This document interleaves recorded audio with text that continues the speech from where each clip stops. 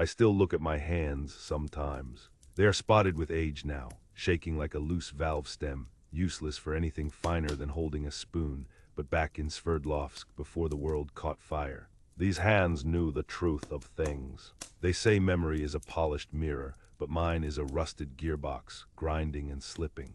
I might get the faces wrong. I might confuse the dates, but I never forget the machines. In the workshop, the world made sense. If a tractor coughed, there was a reason. A clogged line, a worn gasket, a timing belt that had slipped a fraction of an inch. It was a universe of cause and effect. You listened, you diagnosed, you repaired. Iron was honest. It didn't lie to you about glory or the motherland. It just worked or it didn't. I was a mechanic, a surgeon of steel, and I believed that if you treated the metal with respect, it would carry you home. But the war didn't care about respect. I remember sitting in the cockpit of the Yak-1, the air inside stale and freezing, smelling of high-octane fuel and the sour, metallic tang of ozone. It was 1943, somewhere over the Kuban steppe, where the mud was so deep it felt like the earth was trying to swallow us whole before we even took off. The canopy was closed, sealing me in a glass coffin, and the vibration of the Klimov M105 engine traveled up through the seat, rattling my teeth.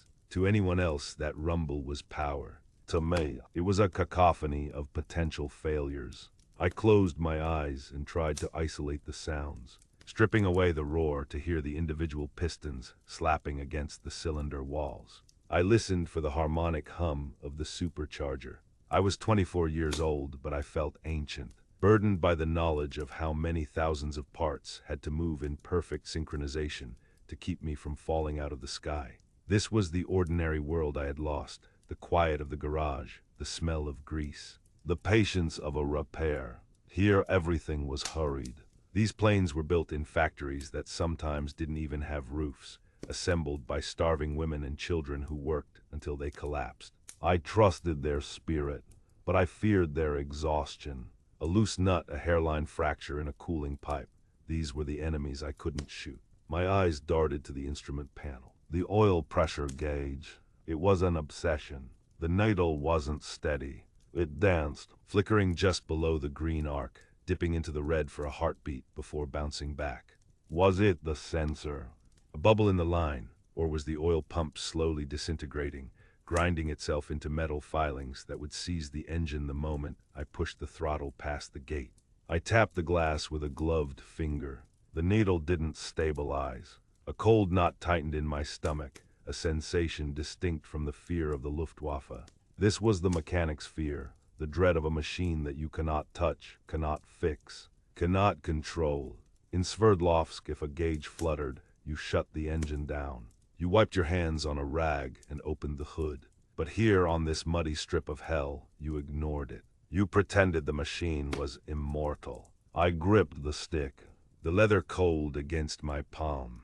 I wanted to cut the magneto, to signal the ground crew, to demand a wrench and an hour of silence. I wanted to refuse this call. I looked out at the gray, oppressive sky, a ceiling of lead weighing down on the steppe. It felt wrong to take a sick machine into that void.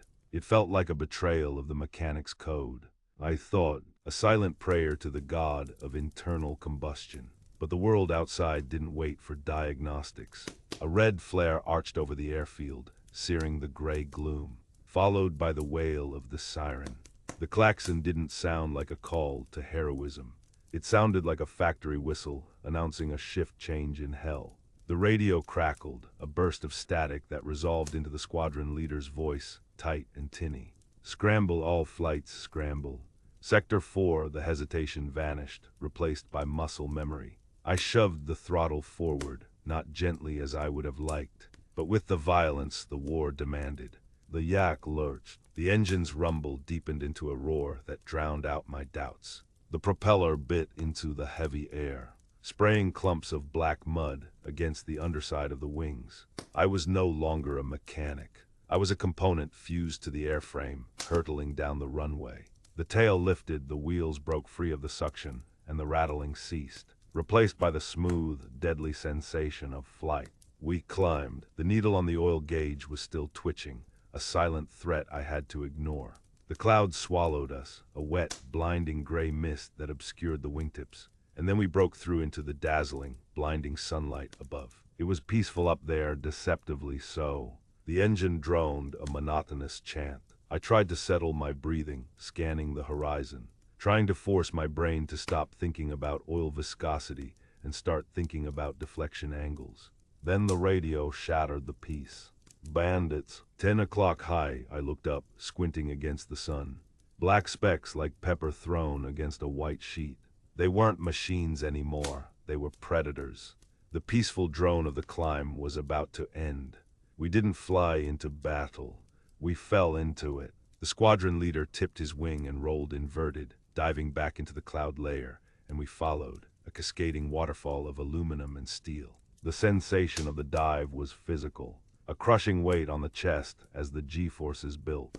The airframe groaned, not a mechanical sound, but a structural complaint, the metal screaming under the stress. This is where the workshop logic died. In the garage, you have time, you have manuals, you have rules. Here the only rule was chaos. The sky, which had been an open expanse moments ago, transformed into a three-dimensional death trap. Tracers lashed out from the clouds like fiery whips, green and yellow arcs that defied gravity.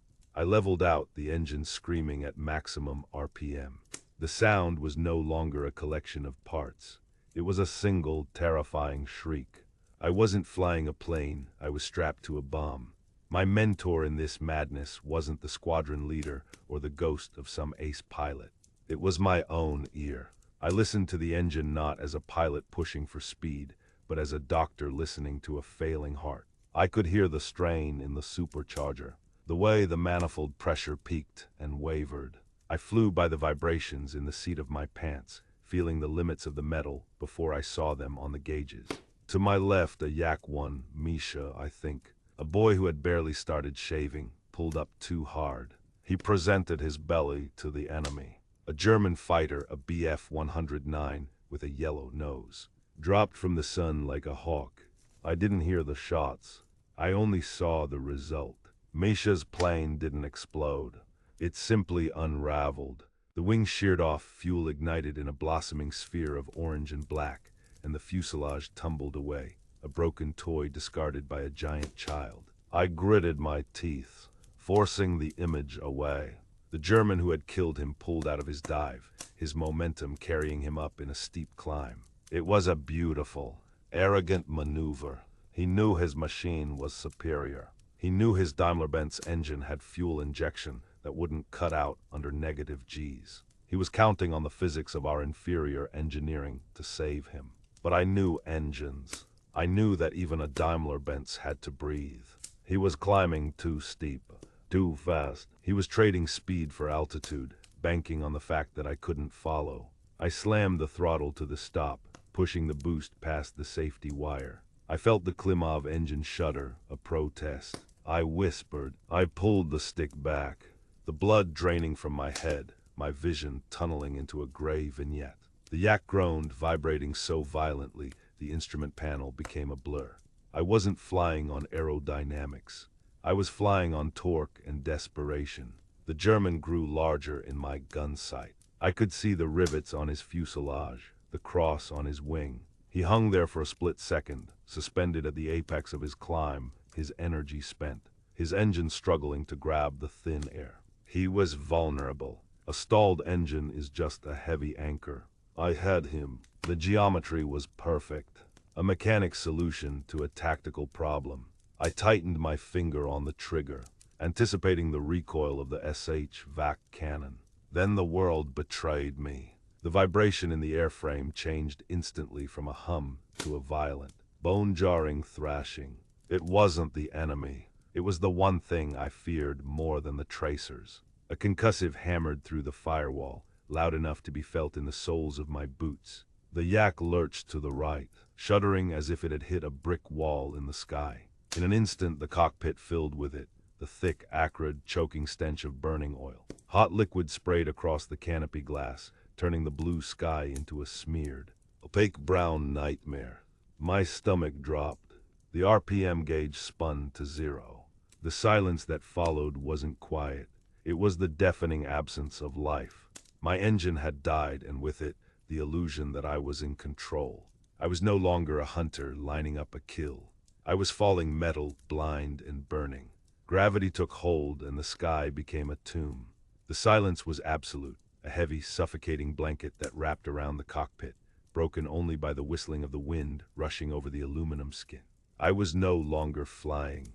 I was falling. The oil that had sprayed across the canopy was hot, searing against the plexiglass, turning the bright blue of the Kuban sky into a smeared, opaque brown nightmare. It dripped onto my flight suit, the smell of it thick and acrid, burnt mineral, scorched rubber, and the metallic tang of disaster. My hand instinctively went to the canopy release lever. That was the training. That was the logic of the Air Force. A dead engine in combat is a coffin. Bail out, save the pilot, let the aluminum burn. The parachute was my lifeline, the only rational choice left to a man plummeting toward the earth at 400 kilometers an hour. But my fingers froze on the cold steel of the latch. I looked at the instrument panel, vibrating now with the aerodynamic stress of the fall. The oil pressure needle was dead, buried at zero. The coolant temperature gauge was pegged violently in the red. A pilot sees a broken instrument and accepts the fatality of it. But I was not just a pilot. I was a mechanic from Sverdlovsk. I knew what was happening inside that Klimov block. I could feel the heat radiating through the firewall, a physical wave of anger from the machine. It wasn't a thrown rod. I hadn't heard the telltale clatter of metal shattering inside the crankcase. The engine had seized. It had choked on its own heat, the pistons expanding until they were welded to the cylinder walls by friction. It was a failure, yes, but it was a thermal failure, not a structural one.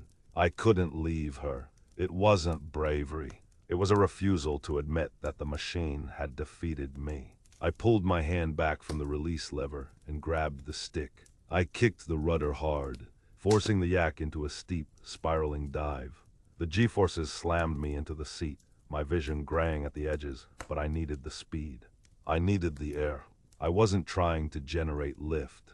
I was trying to turn the entire aircraft into a radiator. I shut the fuel valve off completely. I threw the radiator shutters wide open, exposing the glowing core of the engine to the freezing slipstream. I pulled the prop pitch control back, feathering the blades to reduce the drag, letting the wind spin them idly. I closed my eyes for a fraction of a second, ignoring the screaming of the altimeter. I visualized the engine block. I saw the aluminum cooling, contracting, the microscopic gap between the piston rings and the cylinder walls opening up. Just a fraction of a millimeter. I whispered to the metal. A thumping sound tore through the fuselage. The German was back. He had seen the smoke. He had seen the cripple falling from the pack. He was diving after me, his machine guns chattering, walking a line of lead across my left wing. I could hear the fabric tearing, the dull impacts against the spar. He was close enough that I could feel the pressure of his intent. He wanted to see me burn. He wanted to watch the canopy blow off and a body tumble out, a helpless ragdoll for his gun camera footage. I didn't evade. I couldn't. Any sudden movement would blade the precious energy I was hoarding.